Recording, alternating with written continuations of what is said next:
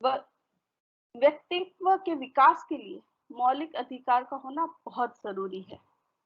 मौलिक अधिकार भारत के संविधान में मौलिक अधिकार को 6 भागों में विभाजित किया गया है।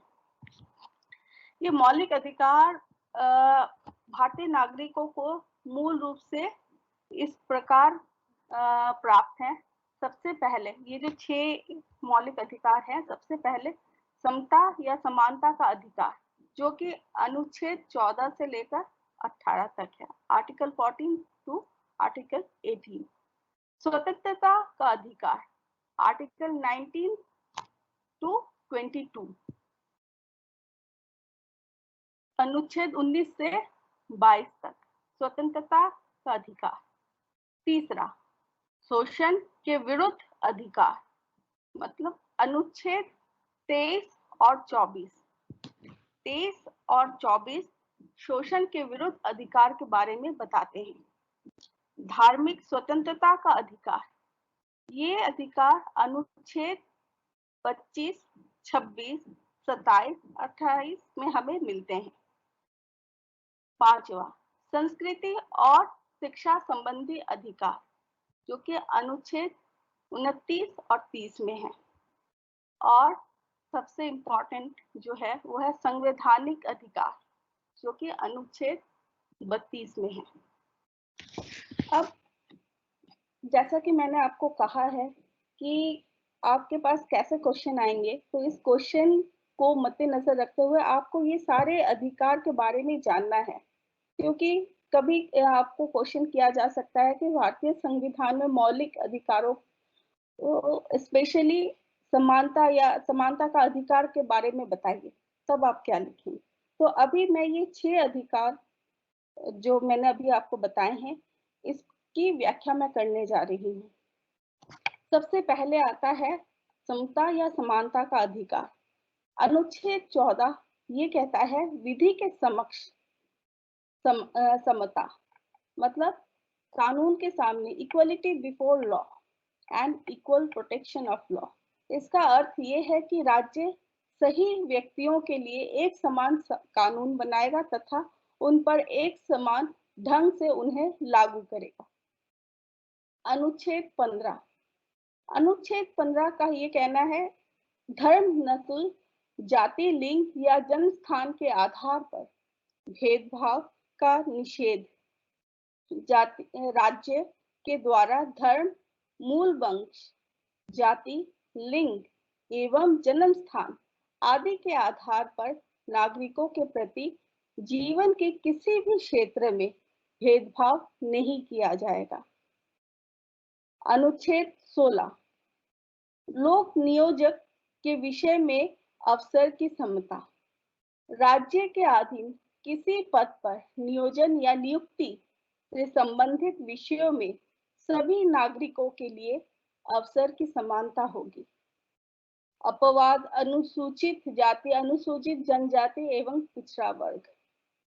ठीक है, इन सब के लिए स्पेशल, आप सबको पता है, इन सब के लिए एक स्पेशल रिजर्वेशन रखा गया है। ठीक है, ताकि ये लोग जो पिछड़ी जाति हैं, इन लोगों को ऊपर उठाया जाए, ताकि ये दूसरे लोगों के साथ कंधे से कंधा मिला सके।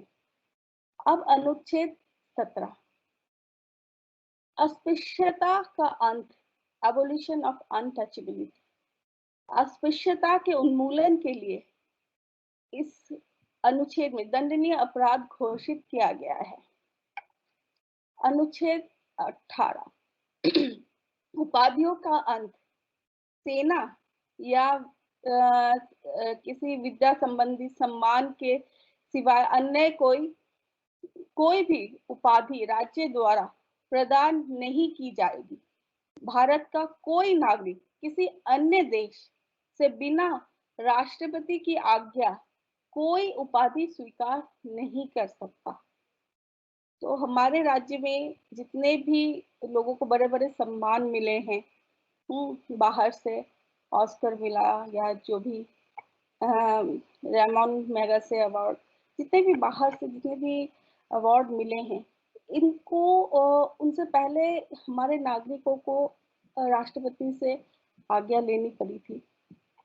ठीक है, तो अनुच्छेद 18 ये कहता है कि उपाधियों का अंत है। पहले के जमाने में राजा महाराजा अपना बड़े-बड़े उपाधि, राय बहादुर, राय वगैरह वगैरह बहुत बड़े-बड़े उपाधि रखते थे। इसका अंत हुआ है।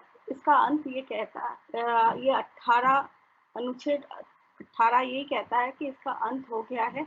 इसका आज के जमाने में इसका कोई महत्व नहीं रहा। ठीक है, अब शुरू होता है स्वतंत्रता का अधिकार, दूसरा अधिकार, जो आर्टिकल 19 जो आर्टिकल 19 से लेकर 22 तक है। स्वतंत्रता का अधिकार,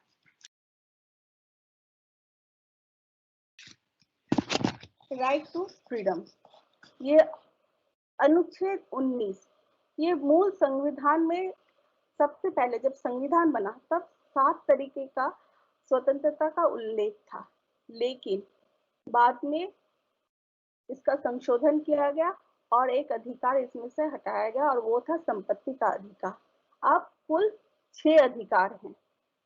सबसे पहला अधिकार 19 बोलने का, 19 ए बोलने का अधिकार, स्वतंत्रता, जिसे हम अभिव्यक्ति का अधिकार, स्वतंत्रता, बोलने का स्वतंत्रता, इसमें फ्रीडम ऑफ प्रेस भी होता है, इंक्लूड किया गया है। मतलब आप अपनी अभिव्यक्ति, अपने विचार किसी भी पैम्फलेट या किसी भी न्यूज़पेपर के द्वारा, किसी भी मैगज़ीन के द्वारा व्यक्त कर सकते हैं। इसमें आपको कोई नहीं रोक सकता। 19 बी शांतिपूर्वक बिना हथियारों के एकत्रित होने और सभा करने की स्वतंत्रता। मतलब हम कहीं भी एकत्रित हो सकते हैं। कोई भी पार्टी हो या कोई भी ऑर्गेनाइजेशन हो, कोई भी सेमिनार हो, कोई भी कॉन्फ्रेंस हो, हम कहीं भी एकत्रित हो सकते हैं, लेकिन शांतिपूर्वक और बिना हथियारों के। तीसरा, संघ बनाने की स्वतंत्रता। हम कोई भी संघ बना सकते हैं, कोई भी ऑर्गेनाइजेशन बना सकते हैं, कोई भी ग्रुप बना सकते हैं, उसकी स्वतंत्रता है। देश के किसी भी क्षेत्र में आवागमन की स्वतंत्रता। हम कश्मीर से लेकर कन्याकुमारी, गुजरात से लेकर हम मणिपुर, त्रिपुरा, एकदम ईस्ट, कहीं भी हम जा सकते हैं। ये पूरी स्वतंत्रता हमें दी गई है, हमारे संविधान ने हमें दिया है। अब दूसरा अधिकार, देश के किसी भी क्षेत्र में निवास करने और बसने का अधिकार। हम देश के किसी क्षेत्र में घर बना सकते हैं, रह सकते हैं, जाके रह सकते हैं, बस सकते हैं, वो अधिकार भी हमें मिला है। और जो लास्ट अधिकार है 19 में, वो है कोई भी व्यापार एवं जीविका चलाने की स्वतंत्रता। हम कोई भी जॉब, प्रोफेशन में चालू कर सकते हैं या लग सकते हैं, किसी भी किसी तरीके का मनाही नहीं है। अनुच्छेद 20, अभी हम अनुच्छेद 19 से लेकर 22 तक कर रहे हैं, वो है स्वतंत्रता का अधिकार। अनुच्छेद 20 का ये कहना है अपराधों के लिए दोष सिद्धि के संबंध में संरक्षण। इसके तहत 3 प्रकार की स्वतंत्रता का वर्णन है। अनुच्छेद 20 का ये कहना है जब हम कोई भी अपराध करता है तो उस समय उस अपराधी के भी कुछ राइट्स होते हैं, अधिकार होते हैं। ठीक है, वो अधिकार क्या-क्या हैं जो अनुच्छेद 20 में ये अधिकार दिए गए हैं। सबसे पहला, किसी भी व्यक्ति को अपराध के लिए सिर्फ एक बार सजा मिलेगी।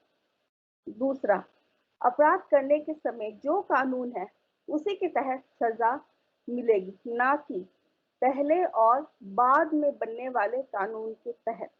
तो जिसने जो अपराध किया है उस समय जो भी कानून लागू था उसके तहत ही उसको वो सजा मिलेगी। उसके बाद में कोई कानून बना या उसके सालों बाद कोई नया कानून आया तो उसके तहत उसको कोई भी सजा नहीं मिलेगी। जो वर्तमान में जो चल रहा है उसके ये जो कानून चल रहा है उसके मुताबिक उसे सजा मिलेगी। तीसरा जो है, किसी भी व्यक्ति को स्वयं के विरुद्ध न्यायालय में गवाही देने के लिए बाध्य नहीं किया जाएगा। भी इंसान को जबरदस्ती आप उसके अपने ही खिलाफ खड़ा नहीं कर सकते।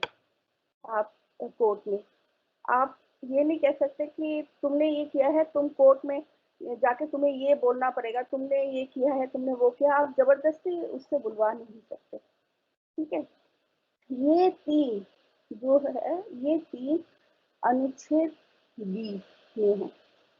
अब अनुच्छेद 21 जो एक और बहुत इम्पोर्टेंट और जरूरी अनुच्छेद है, वो है प्राण एवं दैहिक स्वतंत्रता का संरक्षण। किसी भी व्यक्ति को विधि द्वारा स्थापित प्रक्रिया के अतिरिक्त उसके जीवन और व्यक्तित्व स्वतंत्रता, उसके जीवन या उसका अपना जो स्वतंत्रता के अधिकार से वंचित नहीं किया जा सकता।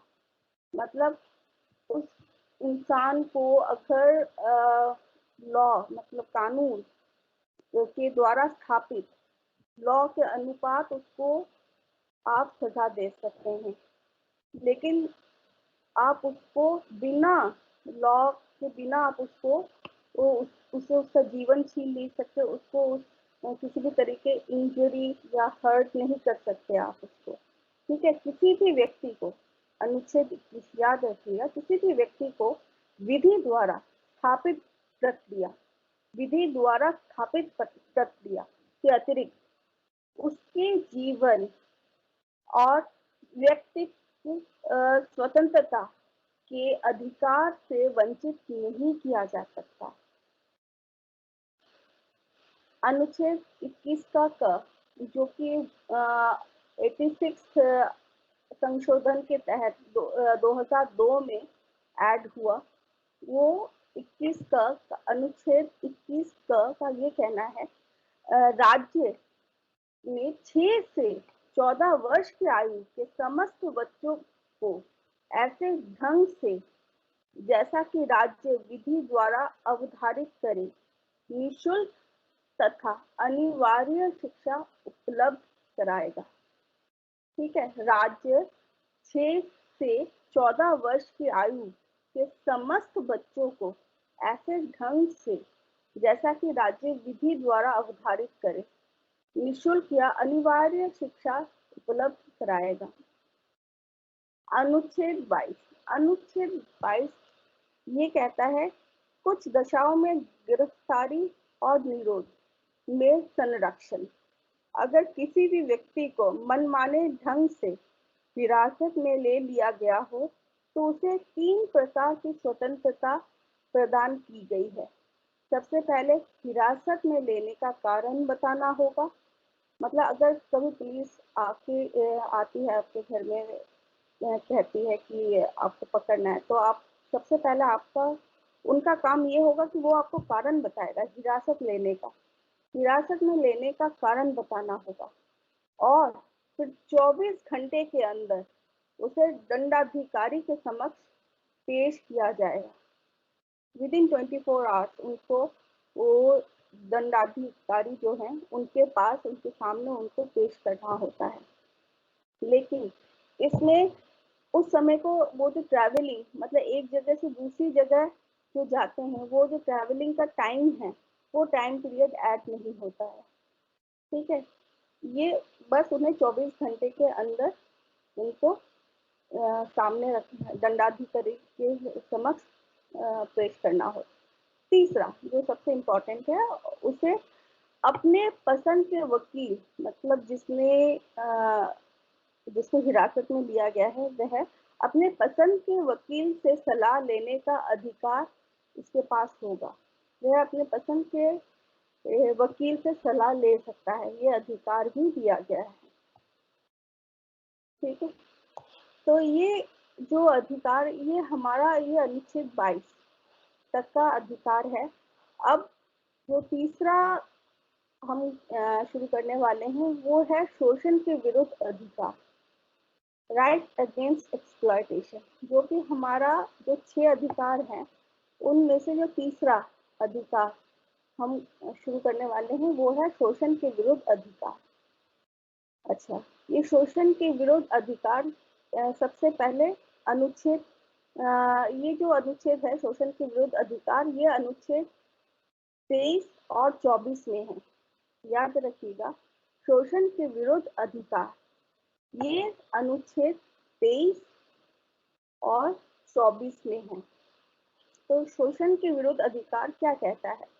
शोषण के विरुद्ध अधिकार अनुच्छेद 23 ये कहता है कि मानव के दुर्व्यापार और बाल श्रम का प्रतिषेध, इसके द्वारा किसी व्यक्ति की खरीद बिक्री, जिसे ट्रैफिकिंग कहते हैं, मतलब इंसान को बेचना, ठीक है, किसी व्यक्ति की खरीद बिक्री, बेगारी तथा इसी प्रकार का अन्य जबरदस्ती लिया हुआ श्रम, तो वो बॉन्डेड लेबर भी आता है, आपको पता होगा, आपने पिक्चर में भी देखा होगा, और अभी भी प्रचलित है बहुत स्थानों में कि बॉन्डेड लेबर, जैसे इनको मजदूर, वो बंधुआ मजदूर, इनसे काम लिया जाता है। कम पैसे में इनको, अगर इन्होंने किसी से लोन लिया है तो बदले में इसको पता नहीं सालों तक काम करना पड़ता है, बंधुआ मजदूरी की तरह। लेकिन ये हमारे संविधान में नहीं है, मतलब संविधान इसका कड़ा विरोध करता है कि किसी भी तरीके का जबरदस्ती से लिया हुआ श्रम सही नहीं है, ठीक है। आप अगर कहीं भी ऐसा चीज देखें तो तुरंत आप इसके अगेंस्ट रिपोर्ट कर सकते हैं।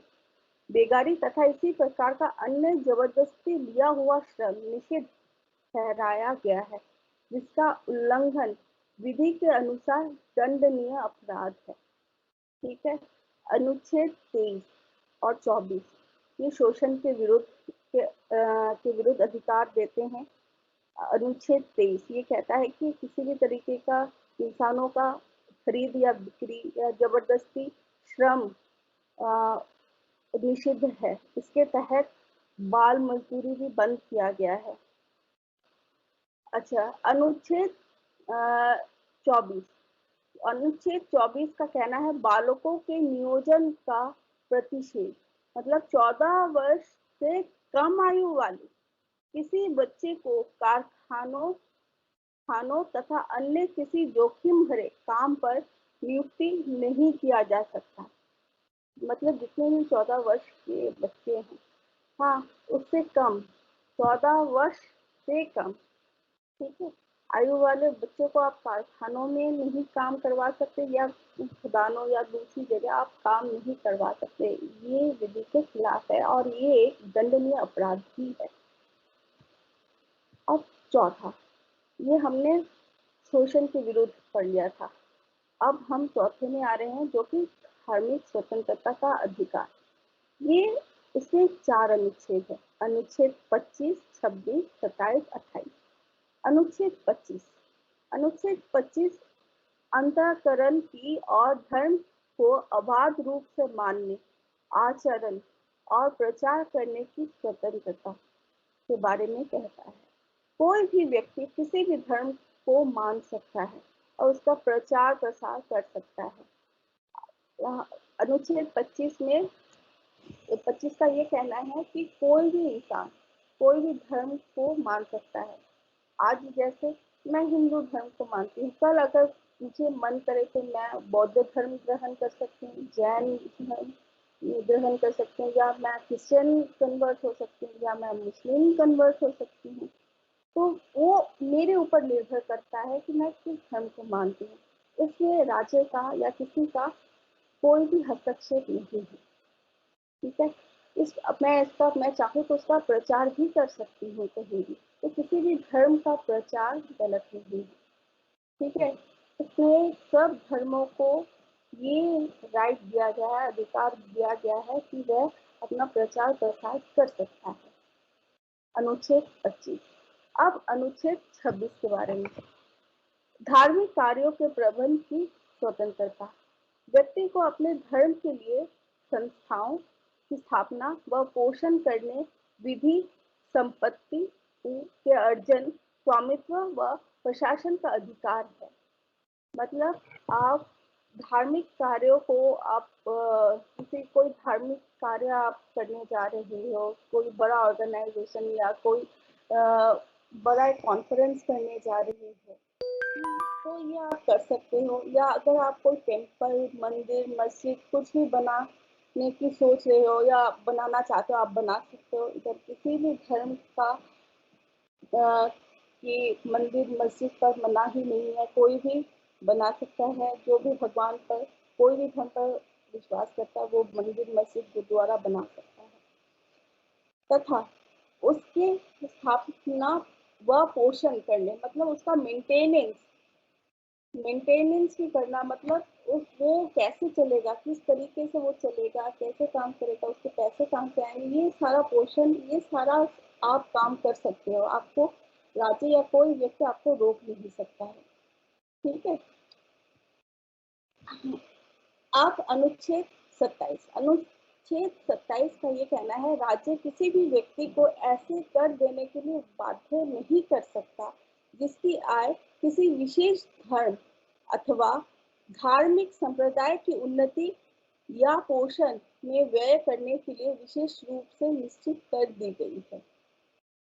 मतलब राज्य किसी भी व्यक्ति को ऐसे कर देने में बाध्य नहीं कर सकता कि आपको कर देना है, टैक्स देना है, कि किसी धर्म के लिए। जैसे आपको याद होगा पुराने जमाने में, अकबर नहीं, बाद में मुगलों के समय ये जिजिया जो टैक्स हुआ करता था, हिंदुओं पर लगाया जाता था, हिंदुओं का जिजिया। तो उसके तहत हिंदुओं से कर वसूला जाता था।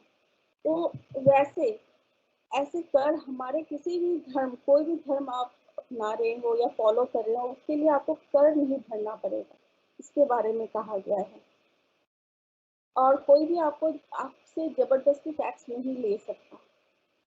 अनुच्छेद 28, अनुच्छेद 28 राज्य विधि के पूर्णतः पोषित किसी शिक्षा संस्था में धार्मिक शिक्षा नहीं दी जाएगी।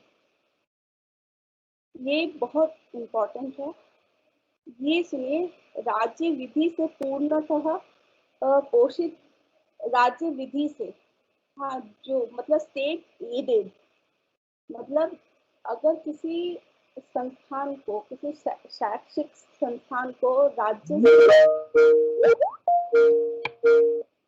किसी शैक्षिक संस्थान को राज्य से अगर कोई संस्थान को धार्मिक शिक्षा, राज्य से अगर कोई पैसे मिल रहे हैं, फंड मिल रहा है, तो उसका मतलब ये नहीं कि वह किसी भी धर्म के बारे में धार्मिक शिक्षा दे। ये एक्चुअली किसी भी संस्था में राज्य विधि, ये याद रखिए, राज्य विधि से पूर्णतः पोषित किसी शिक्षा संस्था में धार्मिक शिक्षा नहीं दी जाएगी। जो भी स्टेट एडेड फंडेड इंस्टीट्यूशंस हैं, स्टेट से जिनको फंड मिलता है, ऐसे इंस्टीट्यूशन में कोई भी धार्मिक शिक्षा नहीं दी जाती। ठीक है। ऐसे शिक्षण संस्थान अपने विद्यार्थी को किसी धार्मिक अनुष्ठान में भाग लेने या धर्मोपदेश को सुनने हेतु बाध्य नहीं कर सकता।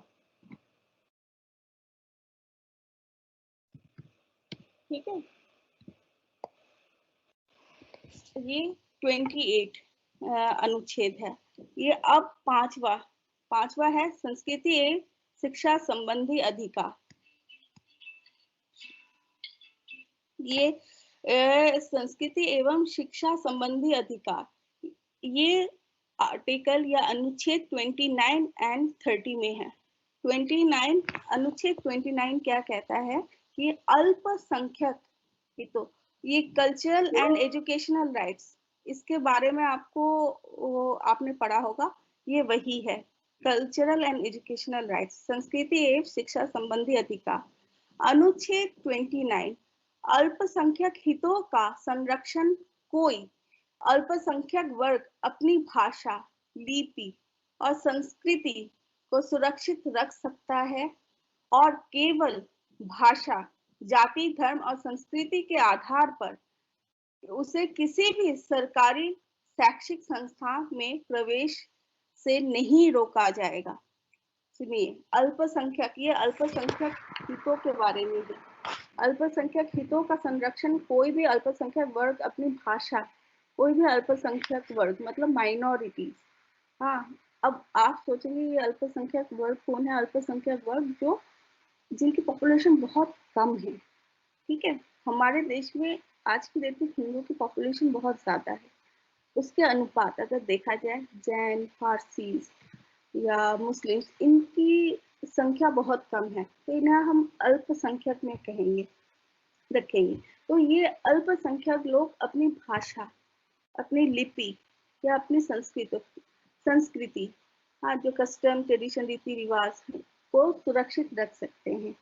हाँ, और केवल भाषा, जाति, धर्म और संस्कृति के आधार पर उसे किसी भी सरकारी शैक्षिक संस्थान में प्रवेश से नहीं रोका जाएगा। मतलब आप मुस्लिम हैं तो आपको कहीं, आप किसी स्कूल या कॉलेज में गए तो आपको नहीं रोक सकते कि आप मुस्लिम हैं। आप किसी भी धर्म से आते हैं तो भी आपको सब जगह आपको एडमिशन मिलेगी, ठीक है? किसी ऐसा कोई धर्म, जाति या संस्कृति के बेस पर कहीं एडमिशन मिलना, ऐसी बात नहीं है। संविधान इसके विरोध में है। संविधान का ये कहना है कि सब एक समान है। हाँ, किसी जाति, धर्म के बेस पर आप किसी को एडमिशन नहीं दे सकते, ठीक है? क्योंकि हमारे इधर हम धर्मनिरपेक्ष देश है, इधर सब धर्म एक समान है। अनुच्छेद 29 अभी तक मैंने आपको बताया। अब अनुच्छेद 30। अनुच्छेद 30 ये कहता है शिक्षा संस्थानों और की स्थापना और प्रशासन करने का अल्पसंख्यक वर्गों का अधिकार। कोई भी अल्पसंख्यक वर्ग अपनी पसंद की शैक्षणिक संस्था चला सकता है। अल्पसंख्यक वर्ग अपनी, सुनिए, ये अनुच्छेद 30 का ये कहना है शिक्षा संस्थानों की स्थापना और प्रशासन करने का अल्पसंख्यक वर्गों का अधिकार। मतलब कोई भी अल्पसंख्यक वर्ग अपनी पसंद की शैक्षणिक संस्था चला सकता है। कोई भी अल्पसंख्यक, जैसे आपने देखा है सिखों का हरकिशन स्कूल, गुरु हरकिशन स्कूल है, सेंट स्टीफन क्रिश्चियंस का सेंट स्टीफन स्कूल है, सेंट स्टीफन कॉलेज है। तो ऐसे अल्पसंख्यक अपनी शैक्षणिक संस्था चला सकते हैं, ठीक है? और सरकार उसे अनुदान देने में किसी भी तरीके का भेदभाव नहीं करेगी, ठीक है? सरकार उन्हें फंड देगी, और अलग अलग धर्मों को अलग अलग फंड, ऐसा नहीं, वो किसी भी धर्म को जितनी जरूरत उसके लिए वो ये कोई भी, ये जो बार बार रिप्लाई कर रहे हैं प्लीज रिप्लाई मत कीजिए। ये जो अनुच्छेद 30 है, इसका कहना है कि अल्पसंख्यक वर्ग अपनी शैक्षणिक संस्था चला सकता है। कोई भी अल्पसंख्यक वर्ग, चाहे वो जैन हो, बासिस हो, मुस्लिम हो, हाँ, कोई भी अल्पसंख्यक वर्ग अपना शैक्षणिक संस्था चला सकता है और उसे सरकार से अनुदान भी मिलेगा, ठीक है? अब जो लास्ट हम कर रहे हैं, छठा मौलिक अधिकार, वो है संवैधानिक उपचारों का अधिकार। संवैधानिक उपचारों का अधिकार क्या है और किस लिए संवैधानिक उपचारों का अधिकार? जब हमारे ये मौलिक अधिकारों का हनन होता है, कहीं कोई अधिकार हमें नहीं मिल पाता, तब हम क्या करते हैं? तब हमें कुछ ऐसे उपचार दिए गए हैं जिसकी मदद से हम, हमारा जो अधिकार हनन हो रहा है वो हमें वापस, हम अपने अधिकार को वापस ले सकते हैं। अब वो कैसे कैसे उपचार हैं? जैसे अनुच्छेद 32, इसके तहत मौलिक अधिकारों को प्रवर्तित करने के लिए समुचित कार्यवाहियों द्वारा उच्चतम न्यायालय में आवेदन करने का अधिकार प्रदान किया गया है। इस संदर्भ में सर्वोच्च न्यायालय को 5 तरह के रिट निकालने की शक्ति प्रदान की गई है।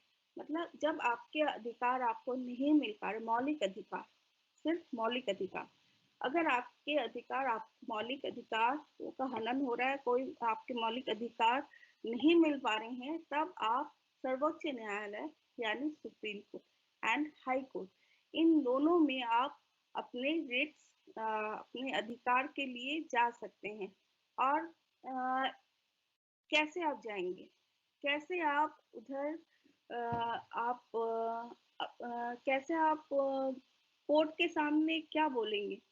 अब ये है, इसलिए कोर्ट ने 5 रिट निकाली है, 5 शक्ति प्रदान की है। सबसे पहला है बंदी प्रत्यक्षीकरण, दूसरा है परमादेश, तीसरा है प्रतिषेध लेख, चौथा है उत्प्रेषण, पांचवा है अधिकार प्रेक्षा लेख। अच्छा, बंदी प्रत्यक्षीकरण ये क्या है? ये उस व्यक्ति की प्रार्थना पर जारी किया जाता है। सुनिए, आप हाई कोर्ट या सुप्रीम कोर्ट में जाते हैं, ठीक है, अपने ये मौलिक अधिकार के लिए, तो आप सबसे पहला जो है बंदी प्रत्यक्षीकरण, ये उस व्यक्ति की प्रार्थना पर जारी किया जाता है जो ये समझता है कि उसे अवैध रूप से बंदी बनाया गया है।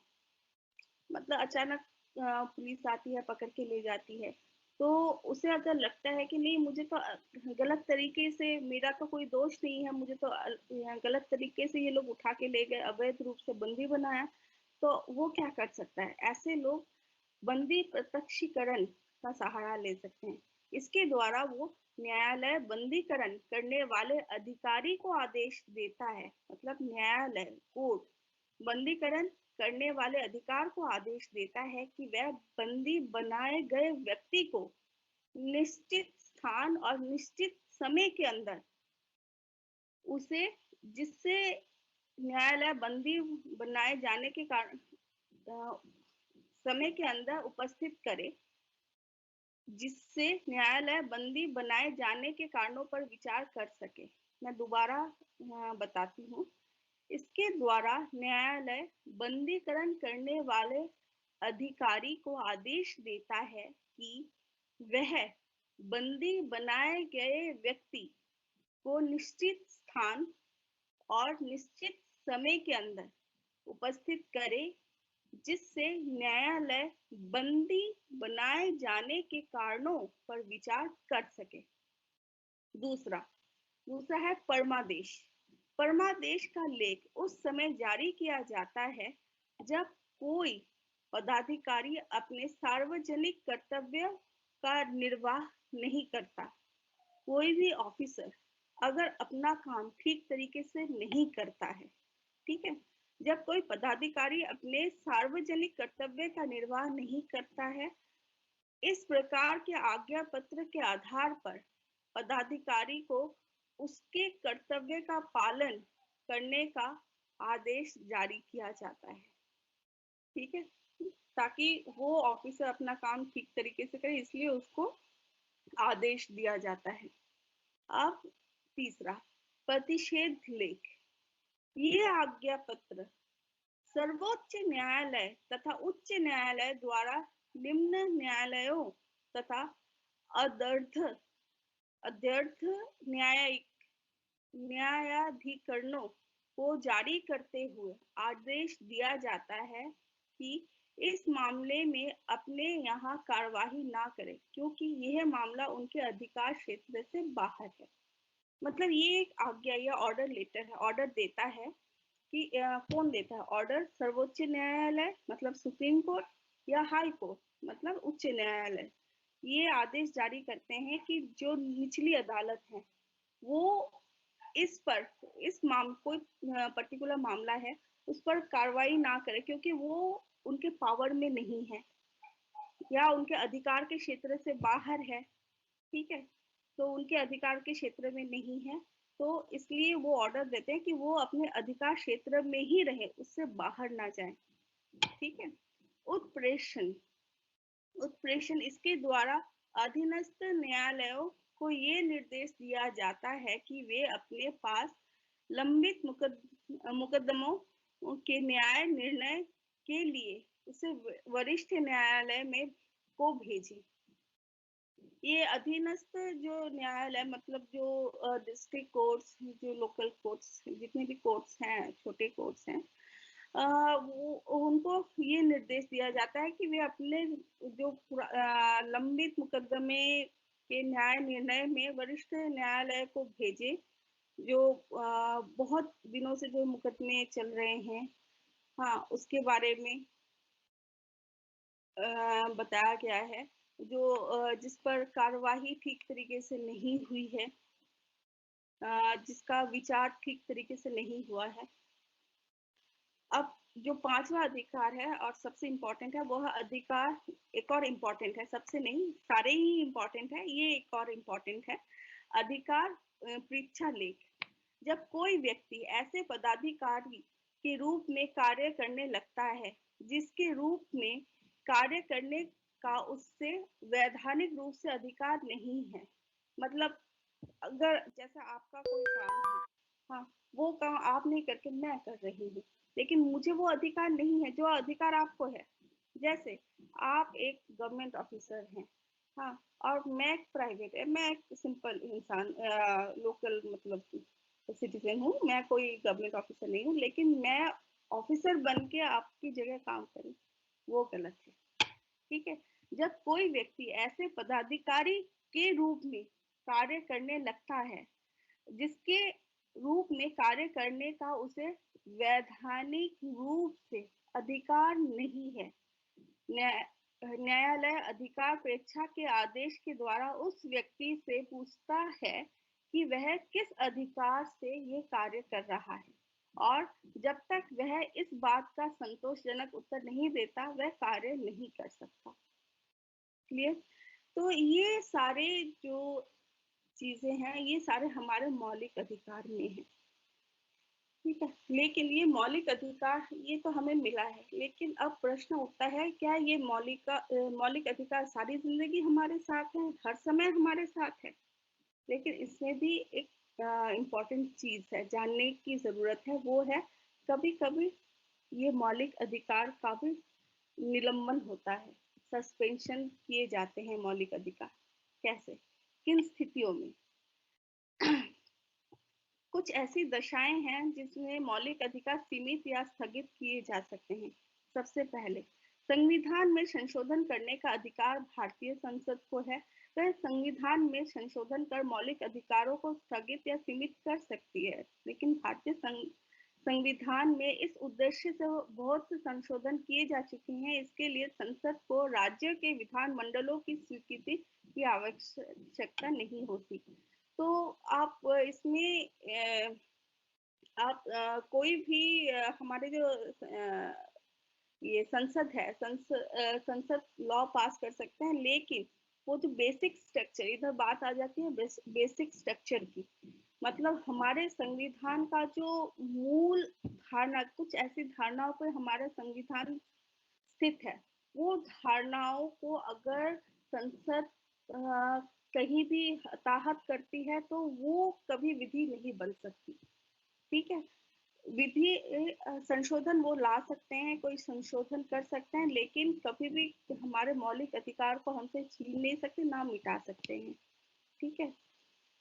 दूसरा, संकटकालीन अवस्था की घोषणा होने पर अधिकार बहुत ही सीमित हो जाते हैं। जब इमरजेंसी होता है, आपने देखा सुना होगा, इमरजेंसी के समय क्या होता है, जैसे इमरजेंसी 3 तरीके का होता है, मुझे आई एम श्योर आप लोगों को पता है, आर्टिकल 352, 356 एंड आर्टिकल 360। तो इमरजेंसी के समय तब हमारे बहुत से मौलिक अधिकार सीमित हो जाते हैं। ठीक है।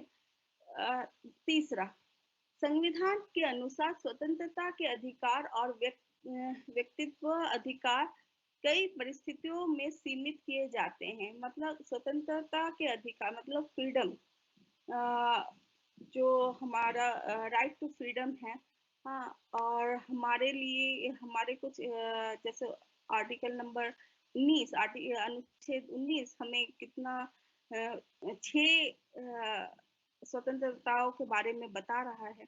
ये सारे अधिकार कई परिस्थितियों में सीमित किए जा सकते हैं, जैसे सार्वजनिक सुव्यवस्था।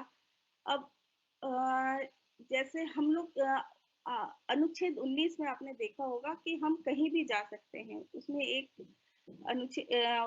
प्रावधान ये भी है कि हम कहीं भी जा सकते हैं, भारत के किसी भी स्थान में हम लोग जा सकते हैं, घूम सकते हैं, कहीं भी जॉब, ट्रेड, बिज़नेस कर सकते हैं। लेकिन अगर सुरक्षा को मद्देनज़र रखते हुए, जैसे आज की डेट में कोविड के लिए क्या है, हमारा तो आर्टिकल 19 में हम कहीं भी घूम सकते हैं, ये मौलिक अधिकार दिया है। लेकिन आज की डेट में अभी इमरजेंसी है, आज की डेट में हमारी सुरक्षा के लिए गवर्नमेंट ने हमें रोक के रखा है।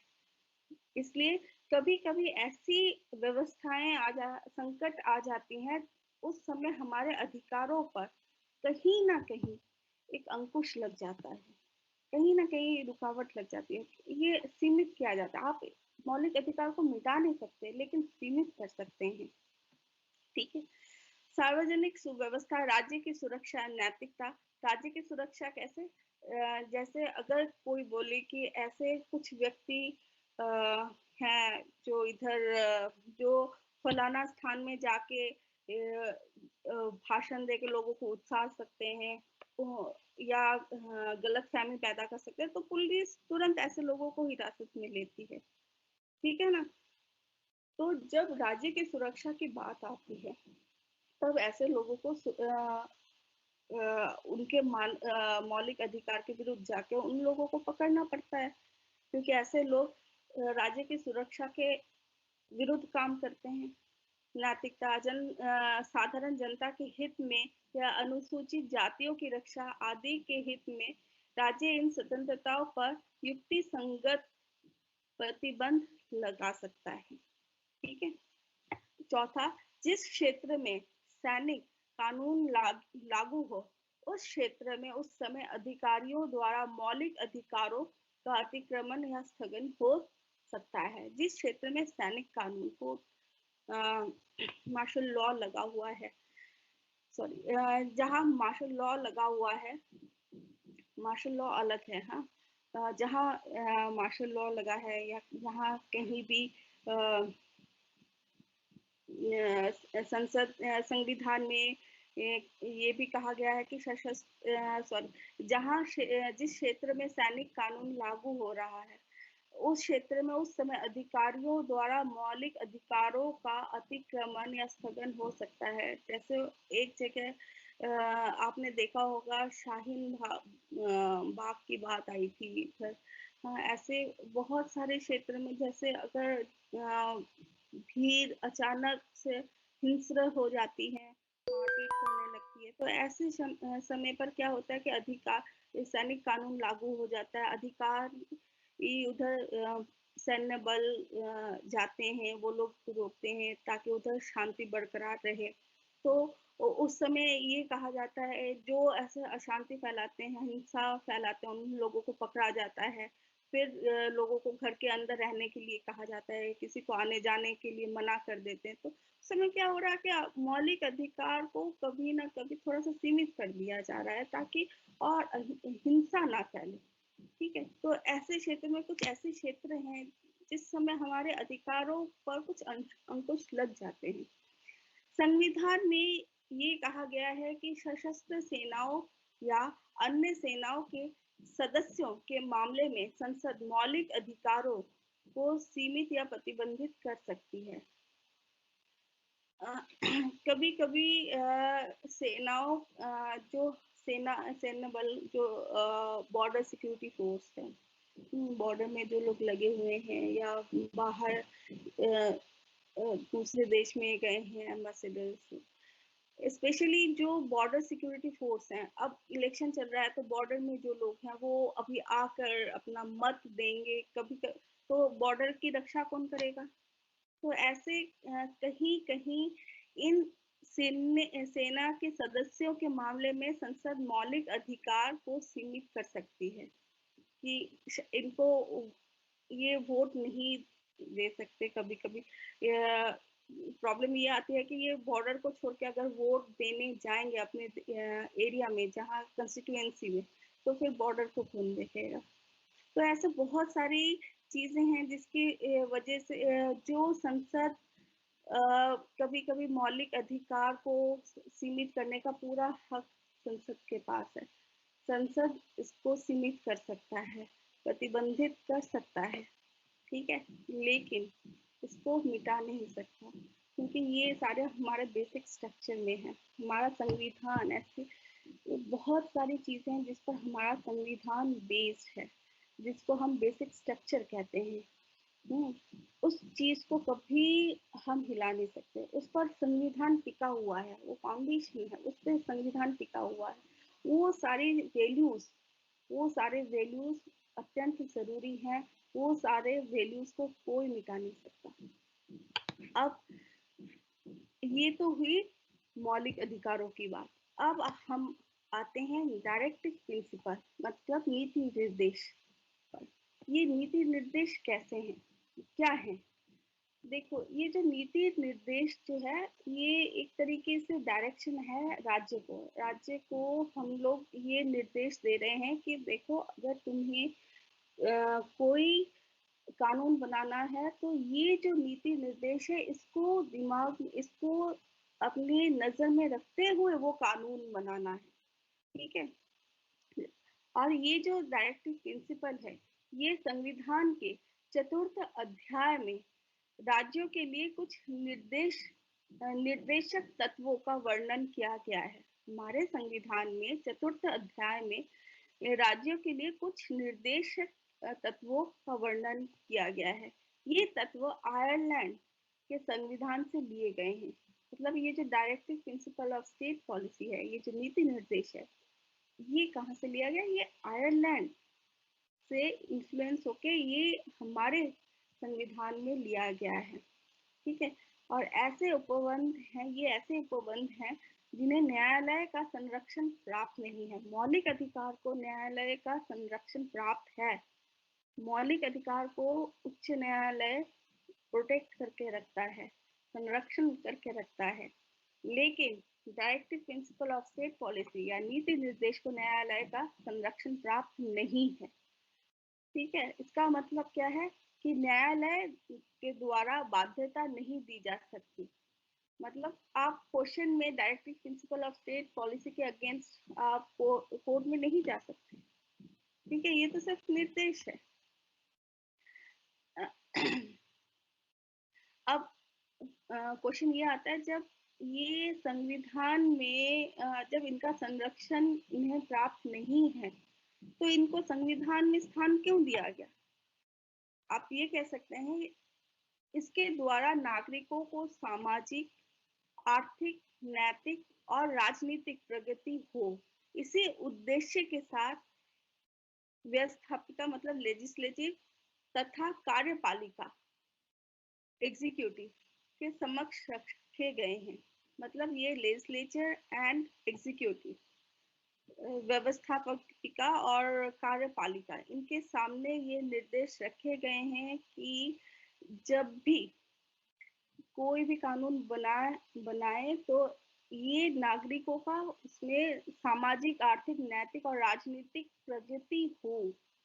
जो भारत के जो नागरिक हैं, इन सबका जो प्रगति हो, ये सोच करके, ये दिमाग में रख करके directive principle of state policy बनाए गए हैं, ठीक है।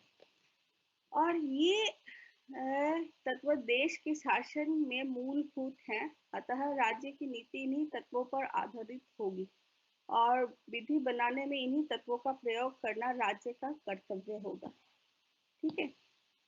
अब राज्य की नीति निर्देश सिद्धांत। राज्य की नीति निर्देश सिद्धांत का वर्णन संविधान के भाग 4 में है, जो कि अनुच्छेद 36 से लेकर अनुच्छेद 51 तक है। 36 से लेकर 51 तक है नीति निर्देश। याद कर लीजिए, अनुच्छेद 36 से लेकर 51 तक। सबसे पहले अनुच्छेद 38 कल्याण की अभिवृद्धि के लिए सामाजिक व्यवस्था बनाएगा जिससे नागरिक को सामाजिक, आर्थिक एवं राजनीतिक न्याय मिलेगा। ये 38 कह रहा है अनुच्छेद। 39 का क ये कहता है कि समान न्याय और निःशुल्क विधि सहायता, समान कार्य के लिए समान वेतन की व्यवस्था।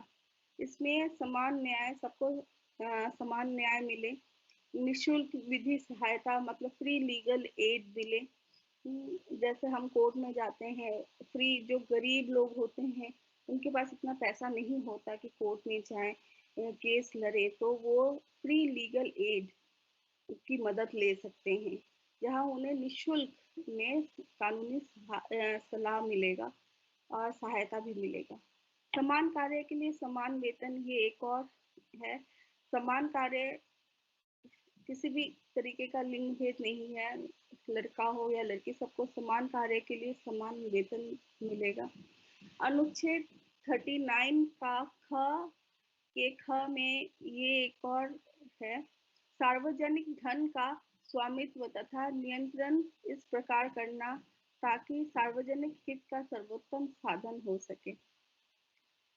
जो भी धन प्राप्त होता है, सार्वजनिक धन, उसका नियंत्रण करना तथा उसको लोगों की भलाई के लिए, हित के लिए यूज करना, ये बहुत इम्पोर्टेंट है।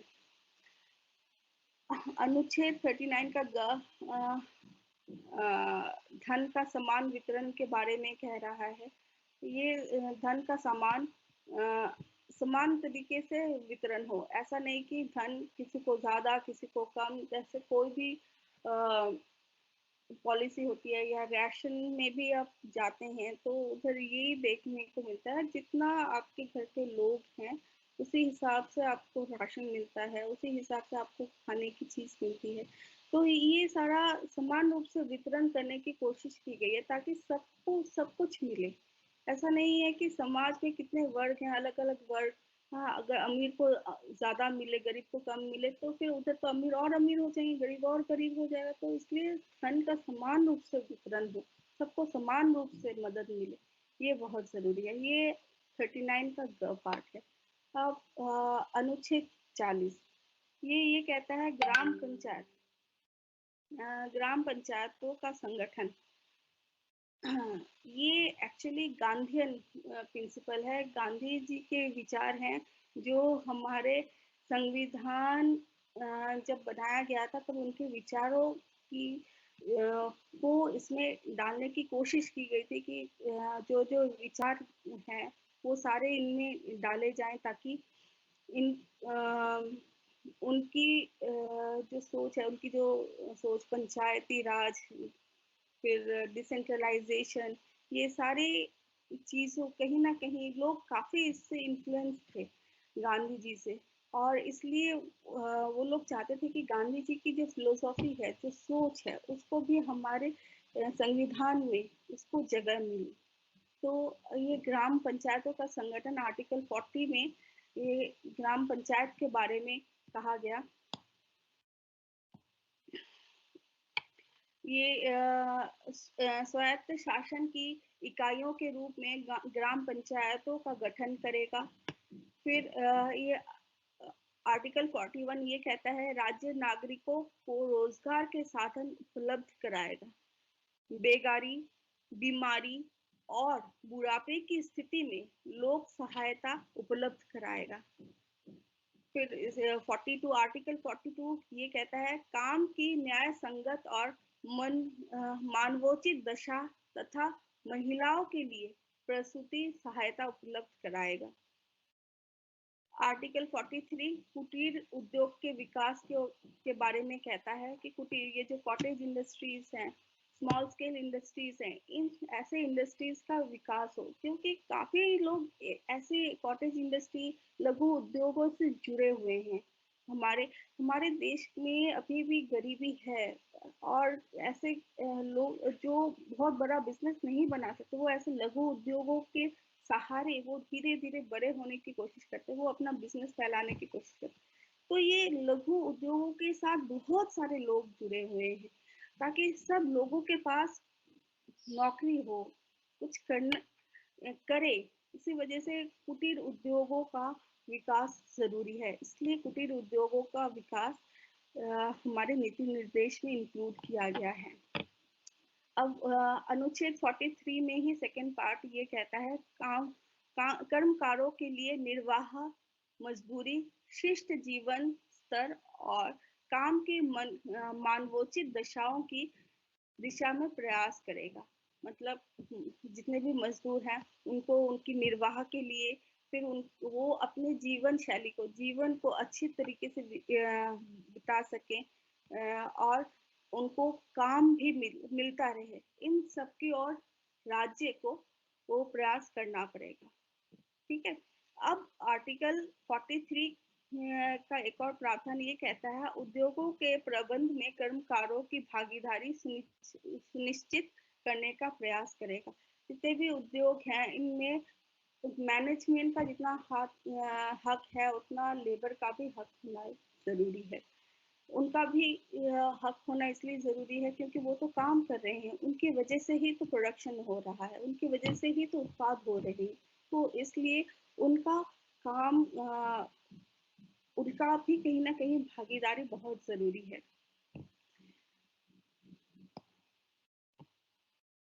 समान नागरिक संहिता अनुच्छेद 44 के तहत, आर्टिकल 44 के तहत समान नागरिक संहिता के बारे में कहा गया है। आर्टिकल 45 बच्चों के लिए अनिवार्य और निशुल्क शिक्षा का उपलब्ध कराने का प्रयास करेगा।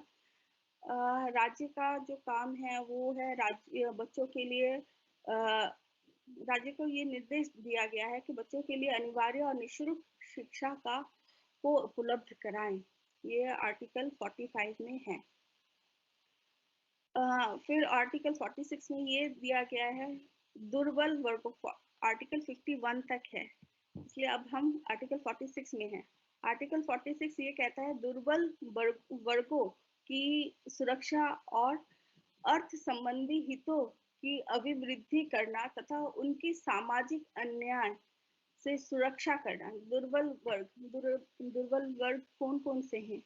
इसमें ये राज्य को ये निर्देश दिया गया है कि जो दुर्बल वर्ग हैं, जैसे बच्चे, जैसे बुजुर्ग लोग, सीनियर सिटीजन, जैसे औरतें, ऐसे दुर्बल वर्गों की शिक्षा और अर्थ संबंधी हितों, इनको बच्चे और औरतों को और जो बहुत गरीब लोग हैं, ऐसे वर्ग जो गरीब जिनके जो पढ़ने के लिए जिनके पास पैसे नहीं हैं, बहुत गरीब लोग हैं, ऐसे दुर्बल वर्गों के लिए शिक्षा के बारे में सोचे, राज्य सोचे तथा अर्थ संबंधी हितों, ये लोग क्या खाएंगे, कैसे जीवन व्यतीत करेंगे, इनको कैसे नौकरी मिले, इन सब उनके आर्थिक हितों के बारे में भी राज्य को सोचना चाहिए। ये एक निर्देश दिया गया है directive principle of state policy में कि दुर्बल वर्गों की शिक्षा और अर्थ संबंधी हितों की अभिवृद्धि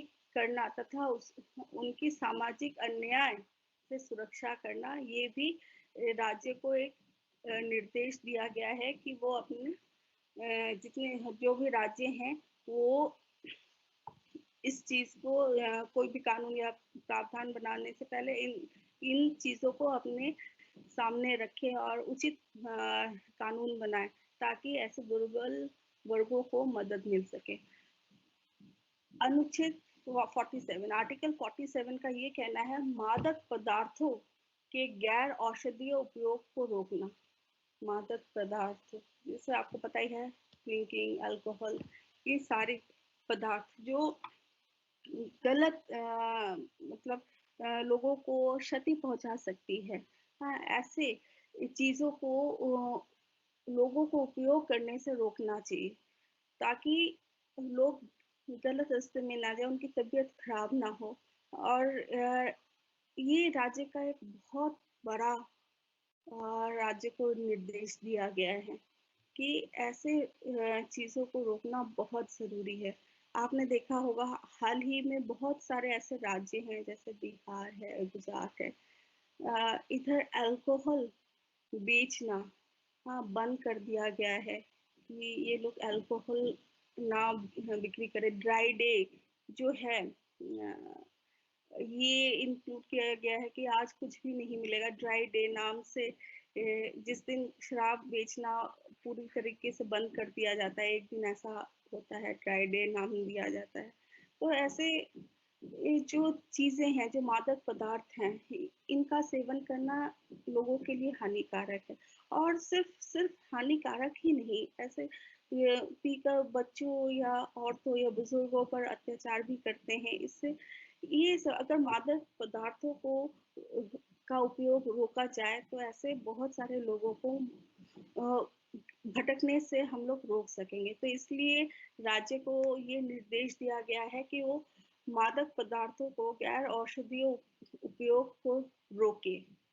यह अनुच्छेद 47 में है।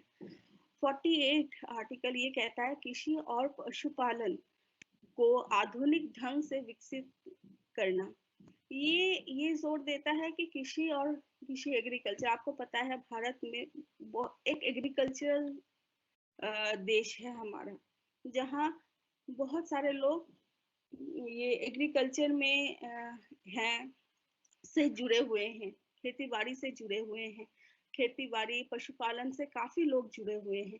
तो इनको आधुनिक मॉडर्न टेक्नोलॉजी का इस्तेमाल करते हुए पशुपालन, अच्छा पशुपालन हो, अच्छी उत्पादक हो, अच्छी कृषि देखभाल हो, अच्छी ज्यादा उत्पादन हो, इस और राज्य को सोचना चाहिए। इस और राज्य को ऐसे प्रावधान आने चाहिए, ऐसे विधियां, ऐसे कानून, ऐसी चीजें, ऐसे पॉलिसीज बनाने चाहिए ताकि ये उत्पादन बढ़े, हमारा पशुपालन और भी बढ़े, पशुओं की अच्छी देखरेख हो।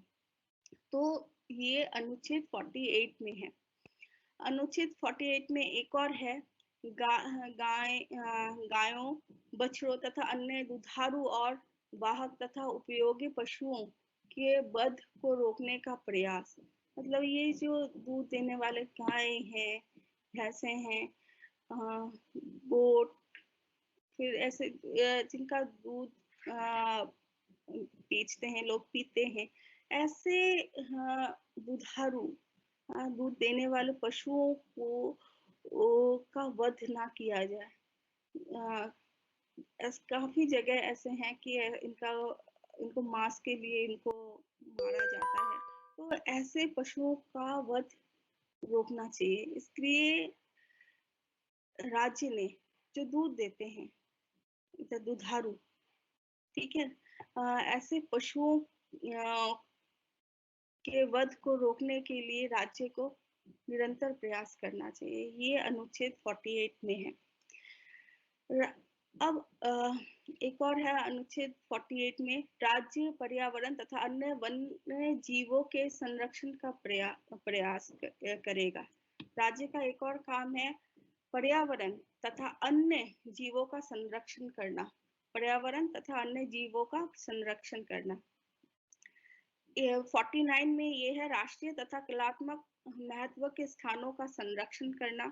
जितने भी आर्कियोलॉजिकल साइट्स हैं, हाँ, इसकी देखभाल करना। आर्कियोलॉजिकल साइट्स मतलब जैसे आपने कुतुब मीनार, ताजमहल, ऐसे जहाँ बहुत पुराने ऐसे जगह मॉन्यूमेंट्स हैं, हाँ, इनका संरक्षण करना, राष्ट्रीय कला का संरक्षण करना, इन सब का संरक्षण करना राज्य का एक और राज्य को एक और निर्देश दिया गया है, आर्टिकल 49 में है। अब अनुच्छेद 50, आर्टिकल 50 में ये कहा गया है, कार्यपालिका से न्यायपालिका को पृथक करने का प्रयास। मतलब कार्यपालिका, लेजिस्लेचर, सॉरी, एग्जीक्यूटिव और न्यायपालिका, कोर्ट, इन दोनों का एक दूसरे से अलग रहना होगा। ये दोनों एक दूसरे के काम में किसी तरीके से एक दूसरे के काम में अरंगा नहीं डालेंगे। ये अलग अपने ही एरिया में रहेंगे, अपने ही अधिकार में रहेंगे, उससे बाहर नहीं जाएंगे। ये दोनों को पृथक करने का एक प्रयास किया गया है अनुच्छेद 50 में।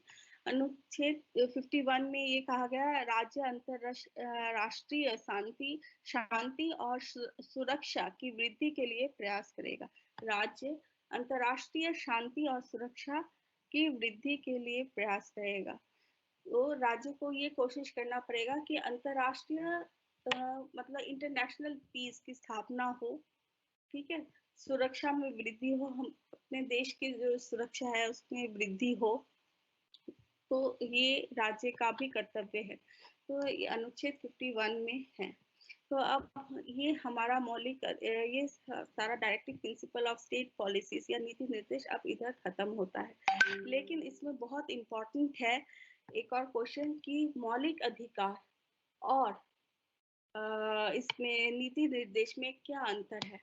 ये मौलिक अधिकार और नीति निर्देश का मैंने पीपीटी क्या इन दोनों में क्या डिफरेंस है, इसका पीपीटी मैंने आपको दे दिया है, ये आप देख सकते हैं। लेकिन फिर भी मैं आपसे ये कहूँगी कि कुछ इम्पॉर्टेंट चीज़ें हैं, जैसे कुछ पॉइंट्स हैं वो बहुत इम्पॉर्टेंट है। मौलिक अधिकार कैसे नीति निर्देश से अलग हैं, तो ये उस पर है। तो सबसे पहला है, मौलिक अधिकारों को न्यायालय का संरक्षण प्राप्त है, जबकि नीति निर्देश तत्वों को लागू करने के लिए न्यायालय में शरण नहीं ली जा सकती। नंबर 2, मौलिक अधिकारों की प्रकृति नकारात्मक है। ये राज्य के अधिकारों पर प्रतिबंध लगाते हैं। मतलब ये नकारात्मक क्यों कहते हैं मौलिक अधिकार को, क्योंकि इसमें ये राज्य को रोकता है कि आप ये नहीं, राज्य से ये कहता है कि आप ये नहीं कर सकते, ये अधिकार इनको दिया गया है, आप इसके विरुद्ध नहीं जा सकते, ये इनका ही अधिकार है। तो वो राज्य को रोकता है कि राज्य मौलिक अधिकार पे किसी तरीके का हनन ना करे या राज्य लोगों के मौलिक अधिकार ना ले, इसलिए ये एक नकारात्मक है, मतलब राज्य को ये रोकता है, इसलिए इसको नकारात्मक कहा गया है। और नीति निर्देश सिद्धांतों की प्रकृति को सकारात्मक कहा गया है, जो राज्य को कुछ करने के आदेश व निर्देश देते हैं। तीसरा, मौलिक अधिकारों का विषय व्यक्ति है, नीति निर्देश सिद्धांतों का विषय राज्य है, अर्थात ये राज्य के लिए निर्देश है, ना किसी व्यक्ति के लिए। मौलिक अधिकार व्यक्ति के लिए है और नीति निर्देश राज्य के लिए है।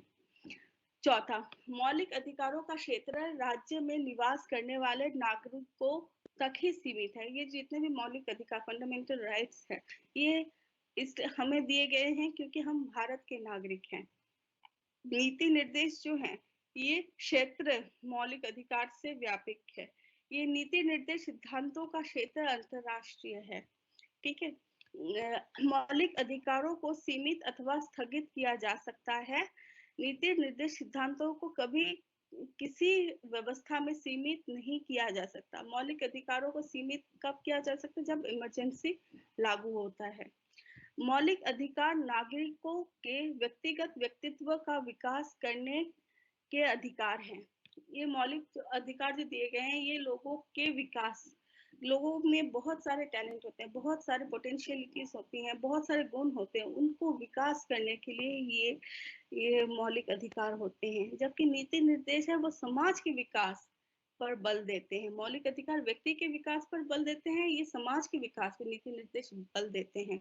मौलिक अधिकार मुख्यतः विभिन्न स्वतंत्रताओं पर बल देते हैं। नीति निर्देश सामाजिक व आर्थिक अधिकारों पर बल देते हैं। मौलिक अधिकारों की सरकार द्वारा अवहेलना की जाती है। जैसे एग्जाम्पल आपको 1975 में जब इमरजेंसी लगा था, उस समय हमारे मौलिक अधिकार का हनन हुआ था, काफी मौलिक अधिकारों का हनन हुआ था। नीति निर्देश सिद्धांत मूलतः जनमत पर आधारित होने के कारण कोई भी सरकार इनके अवहेलना नहीं करती है। मौलिक अधिकारों का कानूनी महत्व है, जबकि नीति निर्देश सिद्धांत का निर्देश सिद्धांत नैतिक आदेश माना गया है। मौलिक अधिकार का कानूनी महत्व है, जबकि निर्देशक सिद्धांत नैतिक, मतलब डायरेक्टिव प्रिंसिपल स्टेट पॉलिसी, नैतिक आदेश माना गया है, ठीक है। तो इसके साथ आज आपने खत्म किया है fundamental rights and directive principle of state policy मतलब मौलिक अधिकार और नीति निर्देशक तत्व, ये दोनों क्या है और ये दोनों एक दूसरे से कैसे अलग हैं, ये आज आपने कंप्लीट किया है। तो इसके साथ अभी मैं आपको पीपीटी भी भेज रही हूँ, आप उसको देख लीजिए।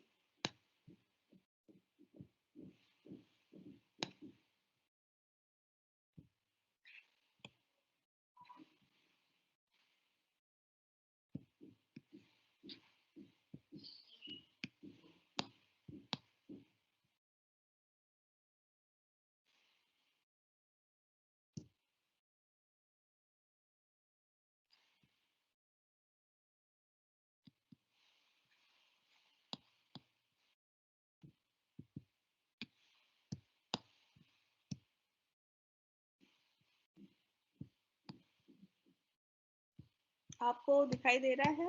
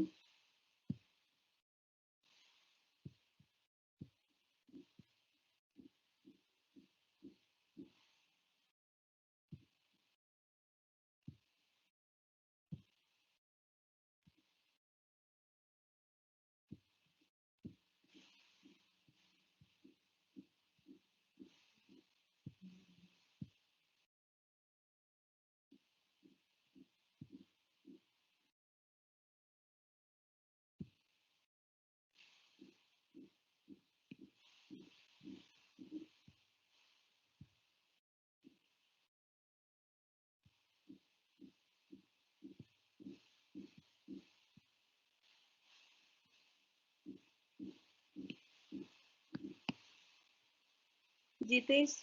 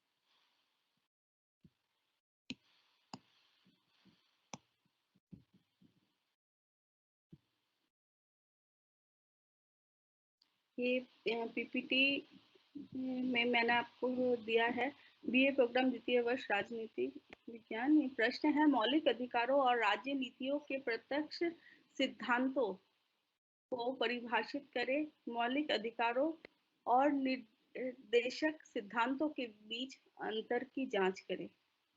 ये है प्रश्न। अब उत्तर है ये मौलिक अधिकार वे अधिकार जो बिना किसी भेदभाव के सभी व्यक्तियों को संविधान द्वारा प्रदत्त हैं, वे संविधान द्वारा संरक्षित हैं। वे इस अर्थ में मौलिक हैं कि वे व्यक्ति के सर्वांगीण विकास के लिए आवश्यक हैं। मौलिक अधिकारों को भारतीय संविधान में भाग 3 में अनुच्छेद 12 से 35 तक निर्दिष्ट किया गया है।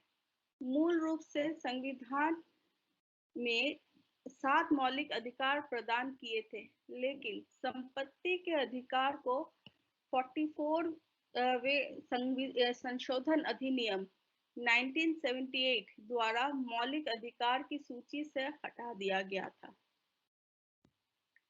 वर्तमान में केवल 6 मौलिक अधिकार हैं। समानता का अधिकार, जो कि अनुच्छेद 14 से लेकर 18 तक है। दूसरा है स्वतंत्रता का अधिकार, जो कि अनुच्छेद 19 से लेकर 22 तक है। शोषण के खिलाफ अधिकार अनुच्छेद 23 और 24 में है। धर्म की स्वतंत्रता का अधिकार अनुच्छेद 25 से लेकर 28 तक है। सांस्कृतिक और शिक्षा अधिकार अनुच्छेद 29 और 30 में है। संवैधानिक उपचार का अधिकार अनुच्छेद 32 में है।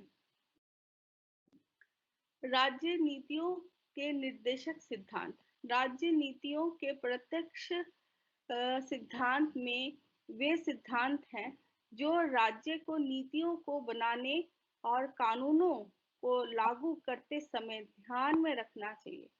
मतलब राज्य नीतियों के प्रत्यक्ष सिद्धांत में वो सिद्धांत हैं जो राज्य को नीतियों को बनाने और कानून को लागू करते समय ध्यान में रखना चाहिए। वे आधुनिक लोकतांत्रिक राज्य के लिए एक बहुत व्यापक आर्थिक, सामाजिक और राजनीतिक कार्यक्रम का गठन करते हैं। राज्य की नीतियों के निर्देशक सिद्धांत संविधान के भाग 4 में अनुच्छेद 36 से लेकर 51 से सम्मिलित हैं। मौलिक अधिकार और राज्य नीति के निर्देशक सिद्धांतों के बीच अंतर। भारत के संविधान में मौलिक अधिकार और राज्य नीति के निर्देशक सिद्धांतों पर अध्याय है। दोनों मिलकर संविधान की अंतरात्मा का गठन करते हैं, लेकिन दोनों में कई महत्वपूर्ण मामलों में भिन्न हैं। सबसे पहले मौलिक अधिकार नकारात्मक निषेध का एक समूह बनाते हैं। राज्य कुछ करने से प्रतिबंधित है। दूसरी ओर निर्देश सकारात्मक दिशाओं का एक समूह है। राज्य से आग्रह है कि वे भारत को एक सामाजिक और आर्थिक लोकतंत्र में परिवर्तित करे। दूसरी बात, निर्देश गैर न्याय संगत है, वे न्यायालय द्वारा प्रवर्तनीय नहीं है। दूसरी ओर मौलिक अधिकार न्यायिक है, ये अदालतों द्वारा लागू करने योग्य है। यदि कोई कानून मौलिक अधिकार का उल्लंघन करता है तो विचाराधीन कानून को शून्य घोषित कर दिया जाएगा, लेकिन किसी भी कानून को इस आधार पर असंवैधानिक घोषित नहीं किया जाएगा कि वह एक निर्देशक सिद्धांत का उल्लंघन कर रहा है। तीसरा, एक मौलिक अधिकार का उल्लंघन करने के खिलाफ अनुच्छेद 32 के तहत संवैधानिक उपाय उपलब्ध हैं, जो राज्य या व्यक्ति द्वारा किसी प्रत्यक्ष सिद्धांत का उल्लंघन होने पर नहीं होता। चौथा, जब भी मौलिक अधिकारों और निर्देश सिद्धांतों के बीच संघर्ष होता है, मौलिक सिद्धांत पर मूल अधिकार प्रबल होते हैं। पांचवा, मौलिक अधिकारों का उद्देश्य देश में राजनीतिक लोकतंत्र की स्थापना करना है, जबकि निर्देशात्मक सिद्धांत देश में सामाजिक और आर्थिक लोकतंत्र पर आधारित हैं। ये सारे डिफरेंसेस आपको याद करने हैं, एग्जाम के पॉइंट ऑफ व्यू से बहुत इंपॉर्टेंट है। धन्यवाद।